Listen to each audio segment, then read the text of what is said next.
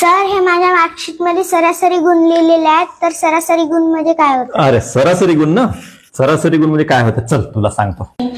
आता मला सांग, मराठीमध्ये तुला किती गुण मिळालेले आहेत? 90.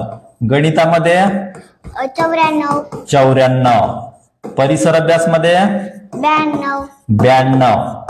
आणि इंग्रजीमध्ये 80. आता या सगळ्या गुणांची बेरीज करूया आपण. किती येणार?